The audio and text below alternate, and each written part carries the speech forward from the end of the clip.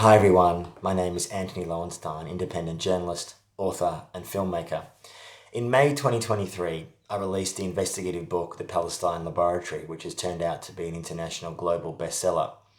In the end of 2024, I produced with an amazing team a 4-part audio podcast based on the book for the US outlet Dropsite News. I'm re-releasing that here, and I wanted you to enjoy that and just be informed that it came out in late 2024. So any developments since then, the election of Trump, the so-called ceasefire in Gaza, the war on Iran, did not happen when we released this podcast. Please share it with your friends and your enemies and realize this has been a collective work for many, many years. Thanks so much for watching and listening.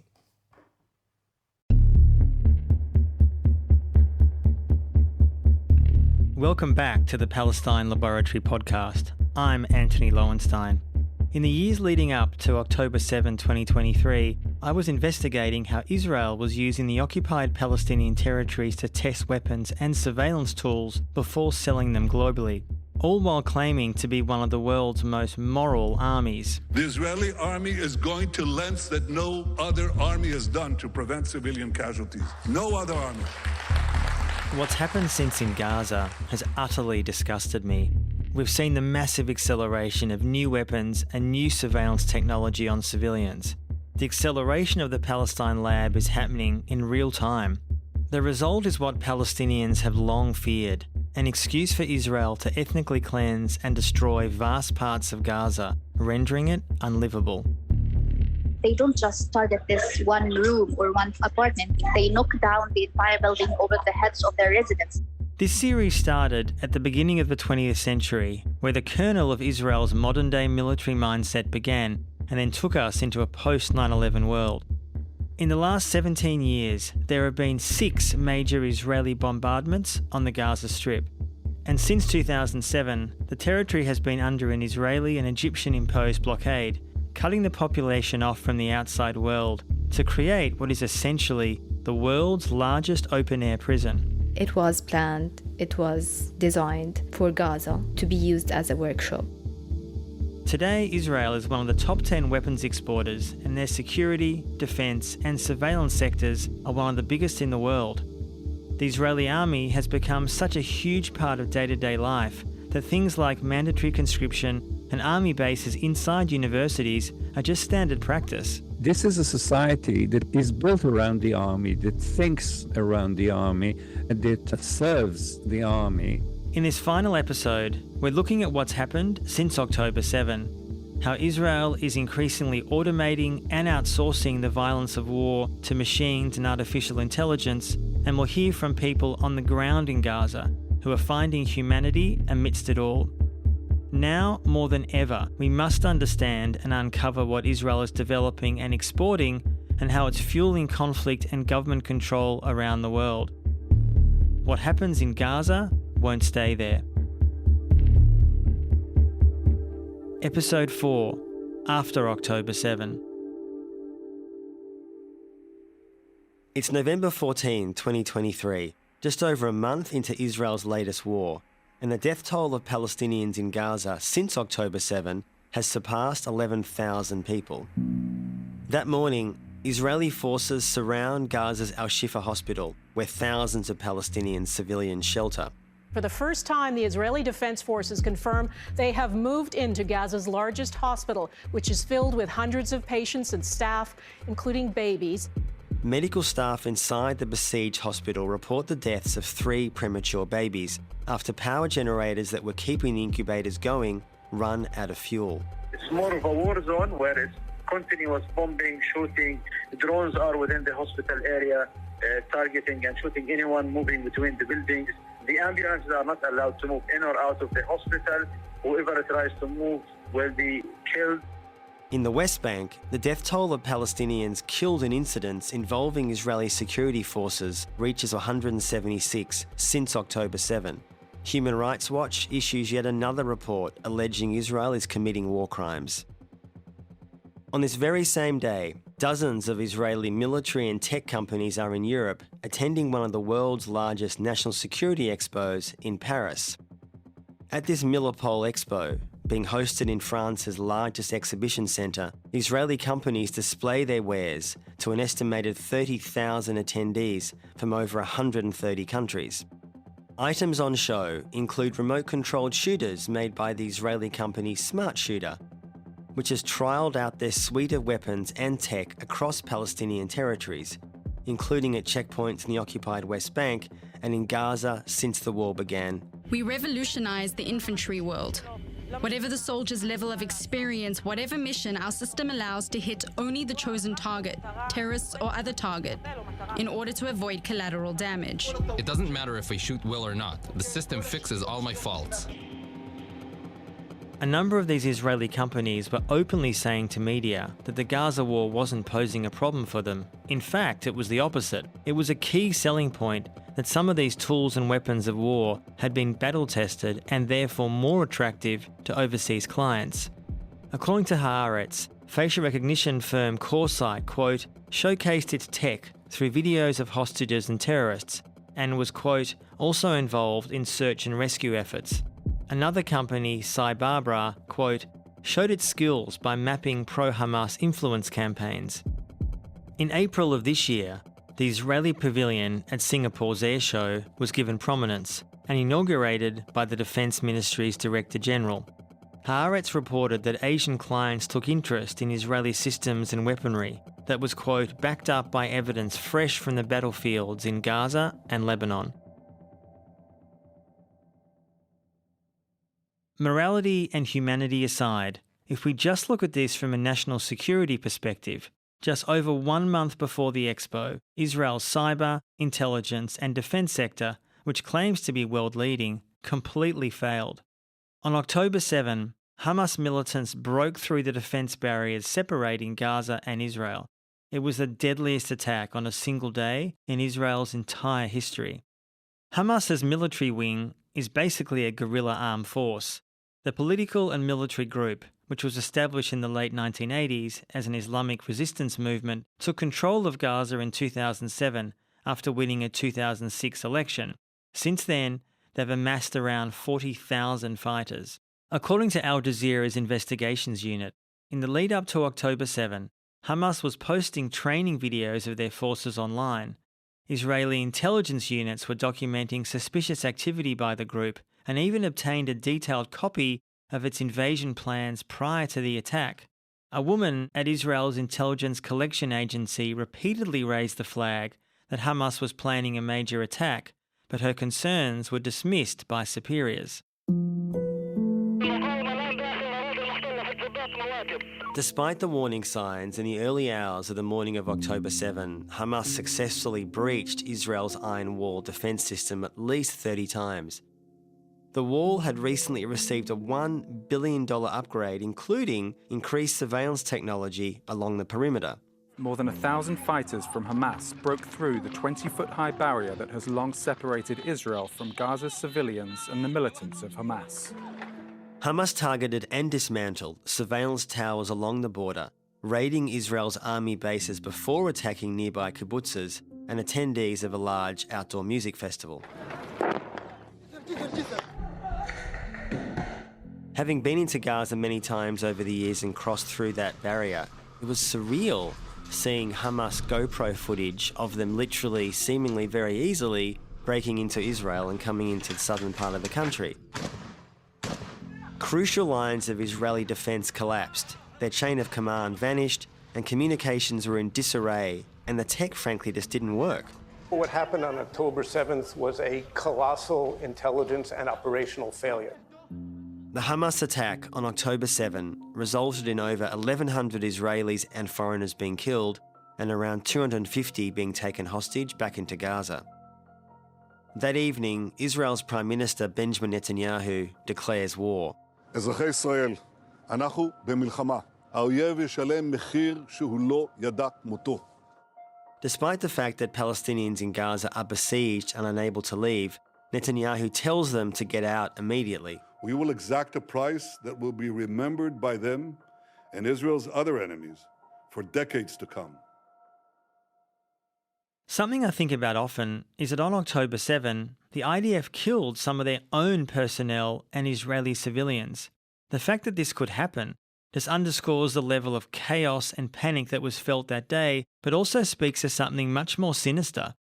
In 1986, Israeli Defense Force commanders drew up a policy that is now known as the Hannibal Directive. Now, the doctrine ordered the use of maximum force in the event of a soldier being kidnapped or taken, even at the risk of that captive being killed. The goal of the policy was to disable the enemy from using captured hostages as leverage in future negotiations. Now, while the Israeli army says it's no longer an official policy, documents and testimony obtained by Israeli media revealed that the IDF had in fact ordered the Hannibal Directive on October 7. Gun camera footage from Israeli Apache helicopters show numerous strikes on vehicles and individuals making their way back to Gaza, where it is unclear whether they are Hamas gunmen or Israeli hostages. We still don't know the exact number of Israelis killed by its own forces on this day, but Al Jazeera's investigations team said it found at least 19 incidents where Israel's police and army appear to have killed Israeli citizens, including a 12-year-old.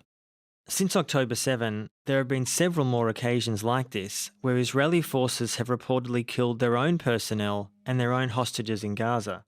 The Hannibal Directive goes to the heart of Israeli military culture, where a so-called military solution is offered when the problem isn't solved by military means. The Hannibal Directive is a key example of Israeli military doctrine devaluing human life and presenting force as the only answer, which is deployed in Palestine and around the world.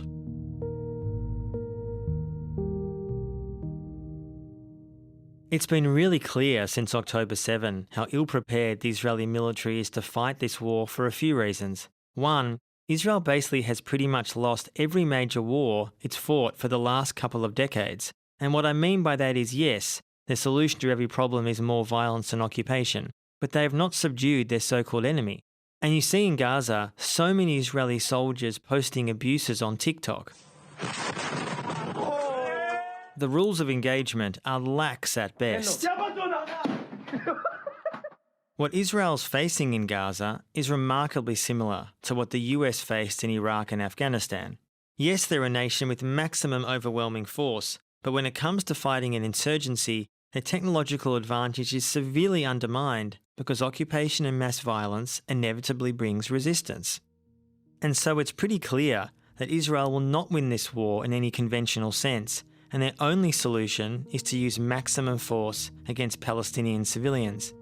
It reminds me in a way of what the historian Chaim Breshith Zabner told us earlier in the series, where he says, quote, "To a hammer, everything looks like a nail."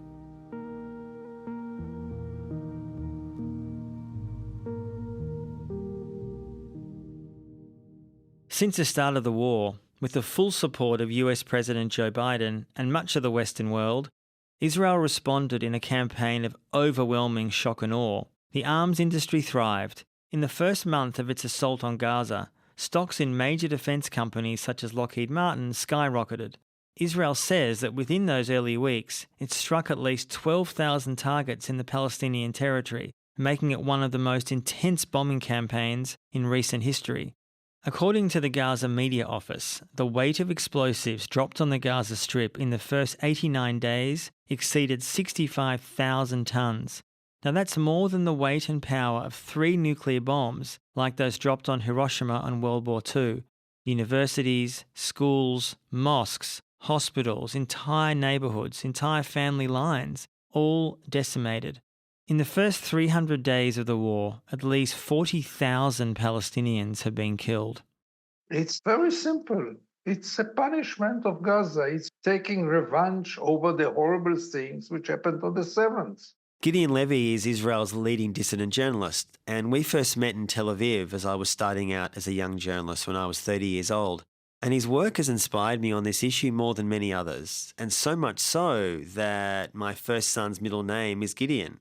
I've long admired his reporting on Israel's occupation of Palestine because he's challenged the Jewish state's dehumanization of Palestinians. When October 7 happened, what was the political, social mood in Israel immediately in terms of what most believed should be done to Gaza and Gazans? It was a total earthquake. The main shift was not in the right. The right-wingers were always in favor of reconquering Gaza, rebuilding settlements, mass killings, everything, you name it. The real shift was in the remains of the Israeli peace camp, because there the destruction was immediate and total. People who for years believed in peace, believed in solidarity, believed in rehumanizing the Palestinians and seeing them as human beings, they lost it all within hours. There will be never peace. Israel should get into Gaza. Israel has the right to do whatever it wants. This was the shift. Inside Israel, there's been willful blindness. The reality of what happens in Gaza is not shown to them by Israeli media, and Israelis, by and large, don't go looking for it. We see nothing. We are now 24 hours a day, 7 days a week, preoccupied only with one thing: our sufferer, our victim, the hostages, the killed soldiers, the families. Only this. The fact that the world stands against us, the coming sanctions, the international court, all to show that we are innocent victims of the situation, and it's all about self-pity. Nothing but this, nothing, Antony. You will open Israeli TV, you will be amazed. And therefore, the media is such a criminal in this country. One opinion poll in late 2023 showed that 94% of Israeli Jews thought that the military was using either the appropriate amount of force in Gaza or not enough. Because the brainwash is so deep, mistrust, hatred, fears are so deep. The problem is that, as usual, they live in denial and immediately they protect themselves with the notion that it is all because the world is anti-Semite. Not because we are criminals of war. It's the world's fault. Early Zionists in the late 1900s believed that they needed a Jewish state to escape anti-Semitism and ghettoization in Europe. And yet now, with a Jewish state, Israel shows that it believes in building higher walls, literally and metaphorically, around its ever-evolving borders. Former Prime Minister of the Jewish state, Naftali Bennett, said that before October 7, Israel had forgotten that it was surrounded by, quote, the craziest terror savages on earth. He tweeted about how Israel must continue to be a startup nation, focusing on innovation and tech, and called for Israel to, quote, be a Silicon Valley in Sparta. This type of hyper-capitalism is becoming the norm in Israel, claiming that a thriving defence and cyber weapons industry is good for both business and security. This line of thinking inevitably leads Israel to where it finds itself today, increasingly ghettoized in the Middle East and attacking countless perceived enemies in the region, from Iran to Lebanon, Syria to Yemen, and of course, Palestine.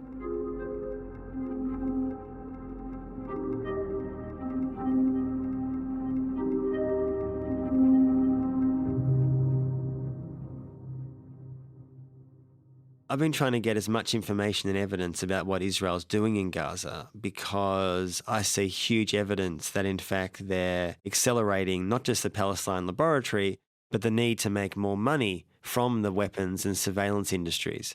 Now, I say that because Israel's economy's taken a hit. They're in a war. Israel's credit rating has declined, but that hasn't seemed to bother the nation still reliant on purchasing their military and surveillance tech. That's why Israel is going to be even more reliant on their arms and surveillance industries.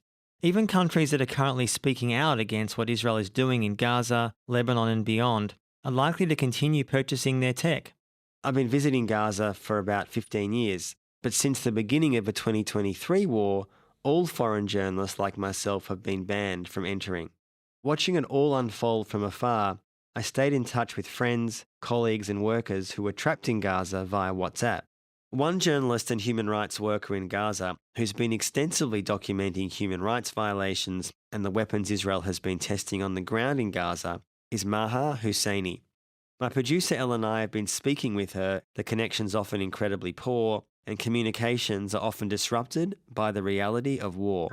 Hi, Maha. Hello, can you hear me? Yes, it's a bit fuzzy, but I can hear you. Where are you right now?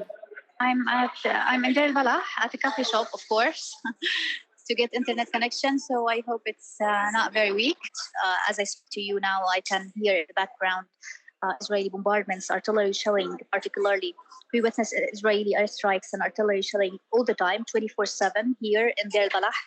As well as being a journalist, Maha is a strategy director at Euromed Human Rights Monitor, a Geneva-based organisation with a large presence in Gaza.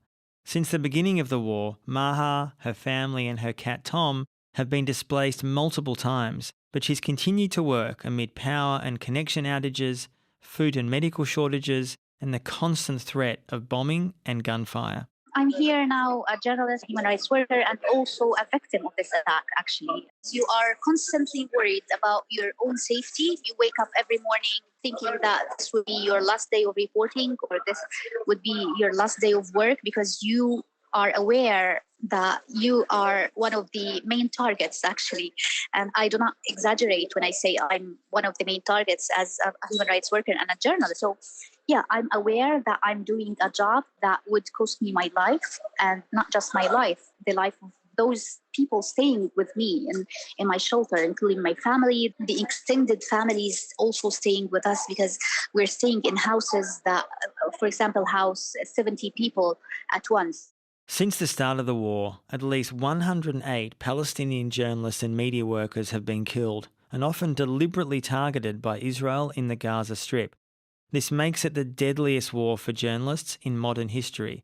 Maha says despite the risks, those on the front lines are the ones who need to tell this story. No one can convey the message better than the people who are actually enduring this suffering. I feel that it is my duty now, more than ever, to report on these violations and to continue my work despite all these hardships and risks, because I feel that there are so many parts, so many details, so many stories that are not reported on in the international media. I meet people every day, I interview them every day, and there are stories that must be seen, must be heard. There are voices who are being silenced. Maha has reported on countless conflicts in Gaza and documented grievous human rights abuses committed by Israeli forces. These include the IDF's use of weapons such as white phosphorus in civilian areas, which the IDF has been accused of using since 2009. Now, white phosphorus is a weapon that's internationally banned from being used in densely populated areas due to its ability to cause severe burns, often down to the bone.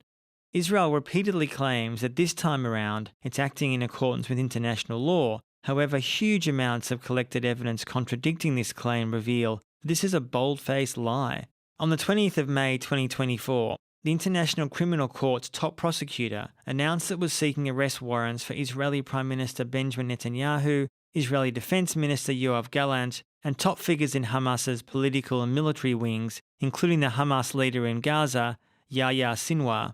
The crimes include starvation of civilians as a method of warfare, willfully causing great suffering, serious injury to body or health or cruel treatment, willful killing or murder, and intentionally directing attacks against a civilian population. Accused of war crimes, Netanyahu labelled the court's findings absurd and anti-Semitic. That same month, civilians were being forced to flee Rafah in southern Gaza. Maha collected witness reports of white phosphorus, once again being used in the heavily populated civilian area. Since the beginning of this attack, we have documented several cases of Israel's use of unconventional weapons, and I interviewed a woman who also said that she witnessed white phosphorus being fired on their neighborhoods in Rafah by Israeli forces, only to force them out of the city towards the Mawasi, Khan Yunis and other areas. The human rights organisation Maha works for has also called for a thorough investigation into whether the IDF has been using banned thermal weapons in Gaza since October 7. These thermal weapons, which are also known as vacuum bombs, can reportedly produce such high heat that victims' bodies evaporate.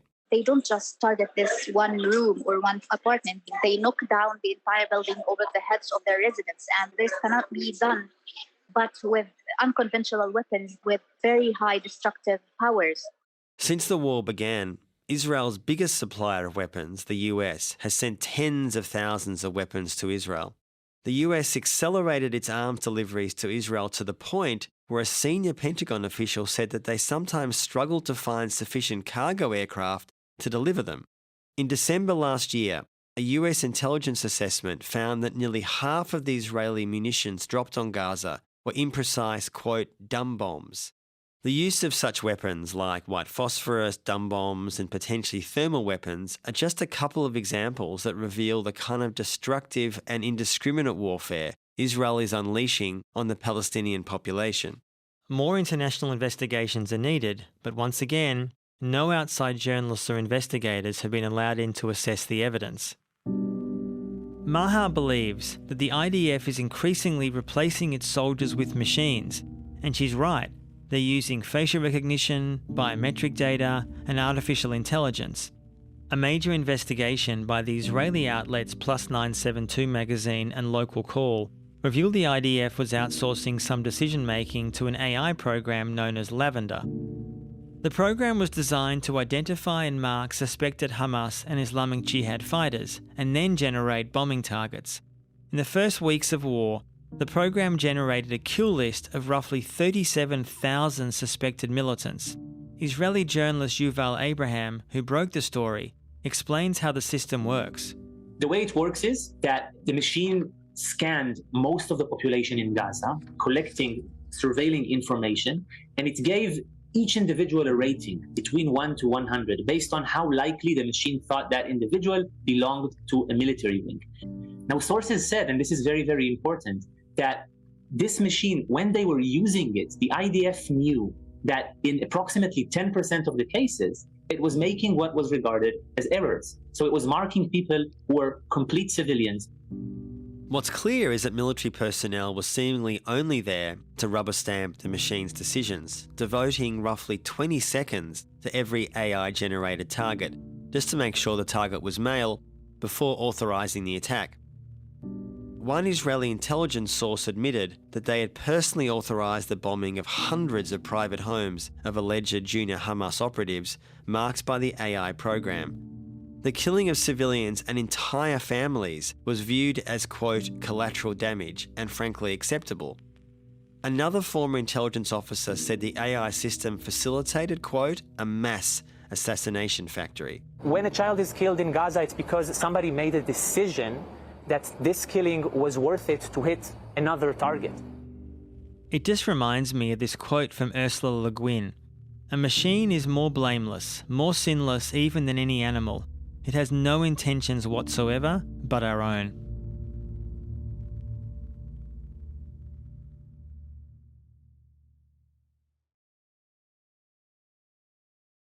On the ground, Maha and others have been documenting the Israeli use of quadcopters. Now, these are large remote-controlled drones around 1 metre in diameter, and they're often fitted with weaponry. They're developed, of course, by Israeli military industries, and Maha has documented how initially the drones were being deployed as a tool to surveil the population and direct evacuation orders. Later, Maha discovered that quadcopters were being used, in fact, to also kill Palestinians and to conduct psychological warfare. I've been reporting on Israel's use of quadcopters since the beginning of this attack, and we have been witnessing the increasing use of these quadcopter drones over the entire of the Gaza Strip. In the first months of this war, the Israeli quadcopters made sounds, but they were only threats and orders to evacuate certain areas to the residents, particularly over schools, which were turned into displacement centers. But lately, these quadcopters actually doing another job, which is very bizarre, very disturbing, let's say, and distressing. Israeli forces used these quadcopters over the refugee camp at the central Gaza Strip. And these quadcopters at midnight, they were playing sounds of babies crying, women shouting and screaming and calling for help.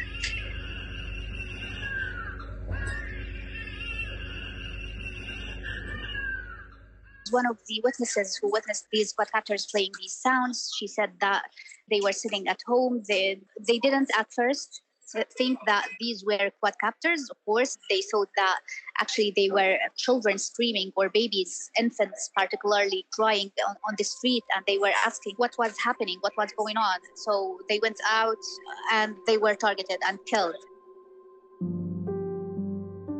We have reported at least 7 people being killed by this new strategy and new policy Israel has followed. So yeah, I guess that this is a new stage of psychological war that needs also to be investigated. The human cost of this new stage of warfare is immense. For those who aren't killed, these new weapons still leave its victims changed forever. Tell me a little bit about seeing injuries from, say, quadcopters, a weapon that's not, at least yet, extensively used globally, but I suspect it will be. We had a day particularly of several bullet injuries coming in, and in one particular man, I pulled out the bullet from his bladder. The story I'm told is by the relatives of the patient this was a quadcopter that was hovering in that area, firing, they said, indiscriminately at the time. And these stories were being repeated to us on a regular basis.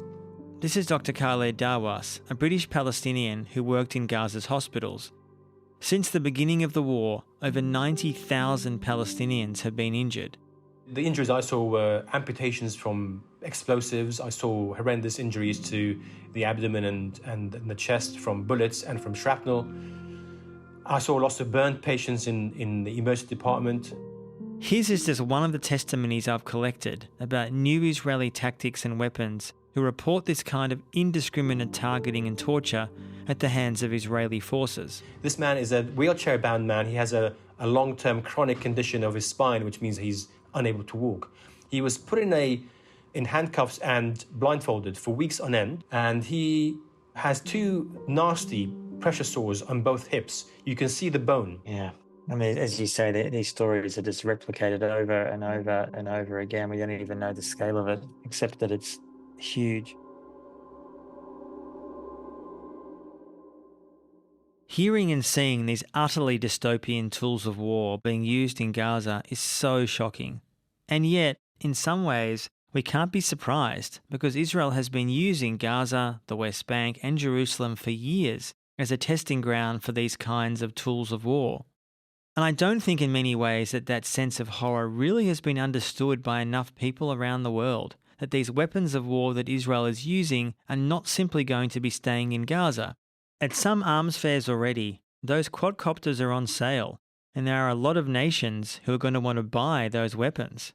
Business for the developers of drones and quadcopters in Israel and overseas are doing really well. One Tel Aviv startup, Extend, which is the creator of an AI drone operating system that's been tested and deployed by the Israeli army in Gaza, raised $40 million US in capital since October 7. On Tuesday the 17th of September 2024, Israel announced it was broadening the aims of the war to include its fight against the Lebanese armed group Hezbollah. Hours later, hundreds of pages used by the group simultaneously exploded across Lebanon, killing multiple people, including children, and injuring more than 2,800 people. The next day, dozens more were killed and hundreds injured in another attack after walkie-talkies detonated in Beirut and southern Lebanon. Israeli Defense Minister Yoav Gallant said Israel was entering a new era in the war, but the pager and walkie-talkie attacks signal a disturbing new era for warfare everywhere. Israel has shown a proof of concept, advanced tech and production with endless possibilities, creating a new generation of potential weapons in mobile devices or any number of home appliances. They're expanding the realm of what is technically possible and what is considered acceptable in warfare. Speaking to my sources in Israel, many global intelligence services are looking with alarm at what Israel has done, but also excitement at what they could achieve against perceived enemies. Something that I talk about a lot is the Palestinianization of global conflict. And what I mean by that is that the way that Israel treats the Palestinians in Palestine allows many other countries to treat their own minority populations in a similar way, to isolate them, put them into tent cities, and limit their access to electricity and clean water. And that's why the Palestine Laboratory is so attractive to so many nations, because those states have seen that Israel is doing it and getting away with it.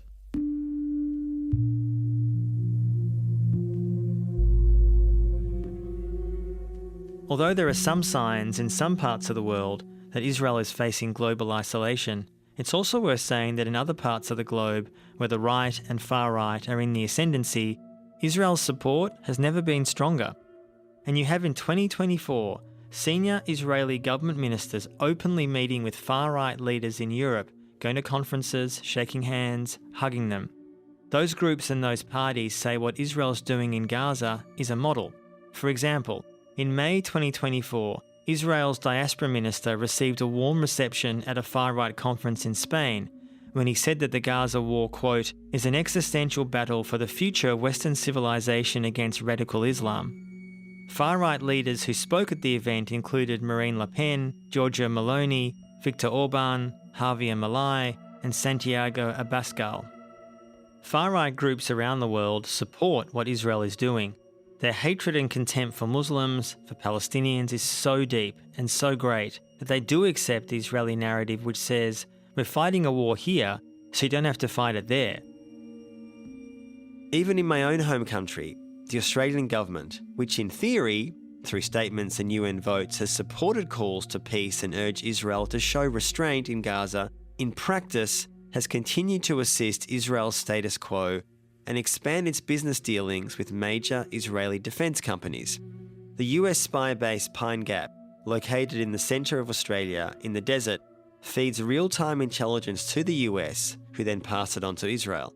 And in February 2024, the federal Australian government awarded Elbit Systems, Israel's largest defence company and one that is financially benefiting from the Gaza war, a fresh contract worth 917 million Australian dollars. That's about 600 million US dollars. More and more countries, including Australia, continue to buy Israel's cyber, surveillance and military hardware.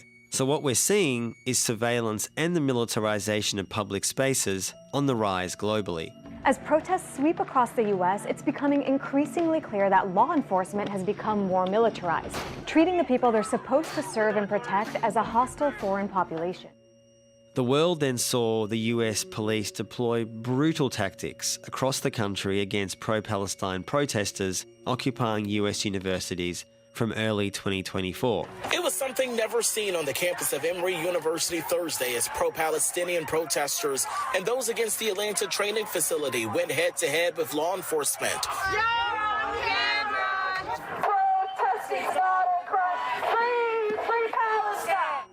In the US, thousands of police officers have been trained with Israel's military and police forces since the early 2000s.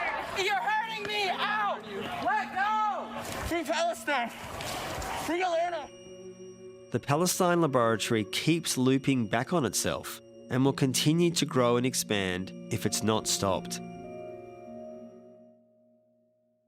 Do you worry that the potential of sanctions and isolation from some circles is potentially countered by other parts of the world, India, parts of Europe, which become even more supportive of Israel because of what they're doing in Gaza?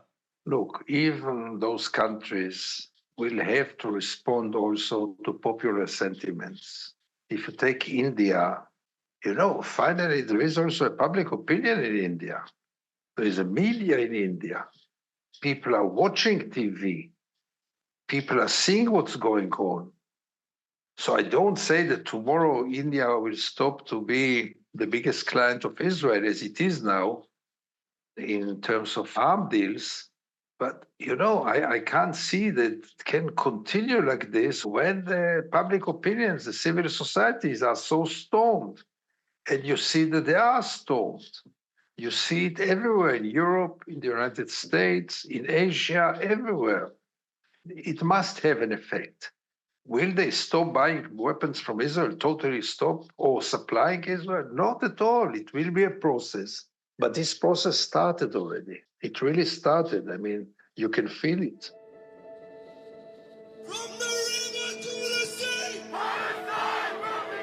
People are stormed over Gaza more than anything else now in the international arena. But it is a very strong wave against Israel. What do we want? Justice! When do we want it? Now! And if we don't get it, shut it down! For For the first time in life, in history, we feel that we are not abandoned by the peoples around the world. For the first time, we witness that people can see and hear the suffering happening here, and they admit that there is injustice happening. Ceasefire now! Ceasefire now! Ceasefire now!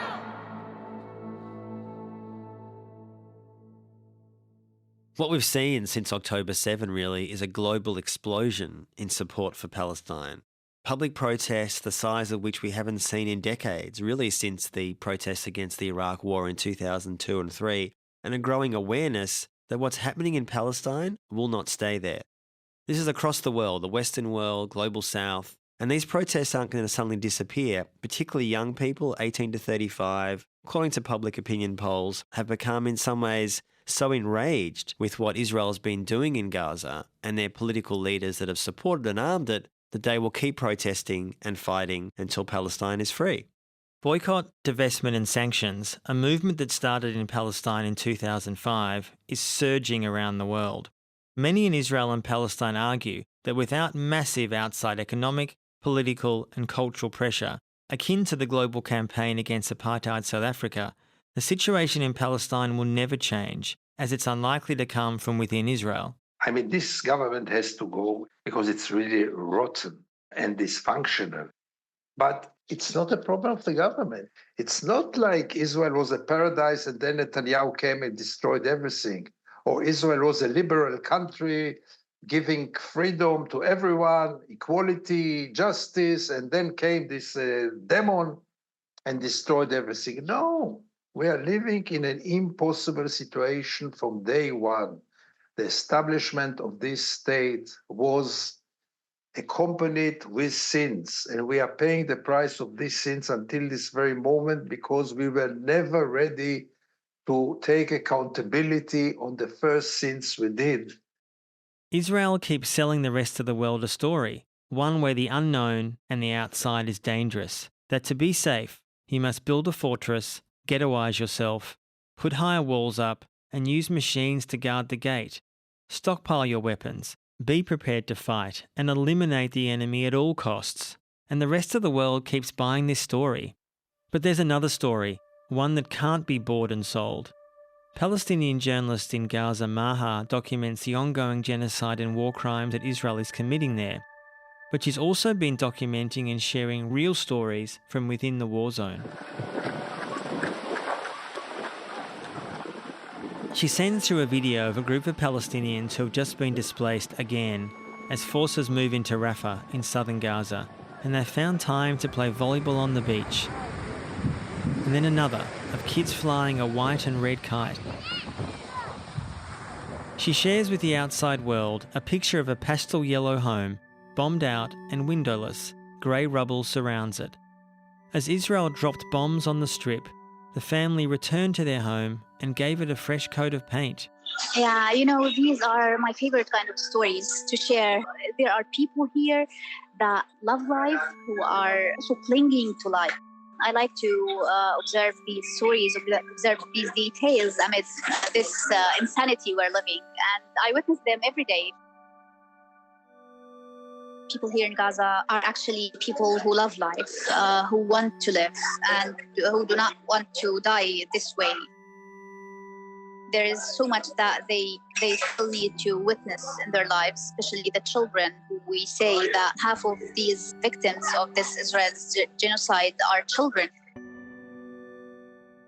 The story Maha wants to tell is one of humanity and a search for peace, where Palestinians are seen as deserving equal rights, self-determination, safety, where they are not abandoned by the rest of the world. The Palestine Laboratory is not inevitable.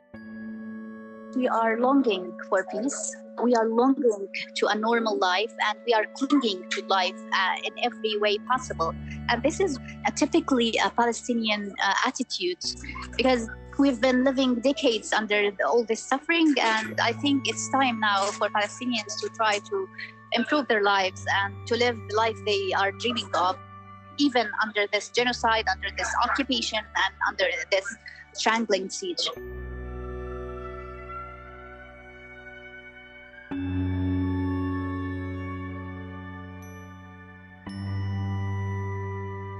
The Palestine Laboratory podcast is hosted by me, Antony Loewenstein. The series is produced by Elle Marsh and Bethany Atkinson-Quinton. Production and sound engineering by Tim Jenkins. Studio recordings at 2SER in Sydney with Michael Jones and Jonathan Chang. Field production by Cinnamon Nippard. Original music in this series is by Ara Kofax and music direction by Sunless Studio. This last track is Window by the Album Leaf. A special thanks to our guests Gideon, Maha and Khaled.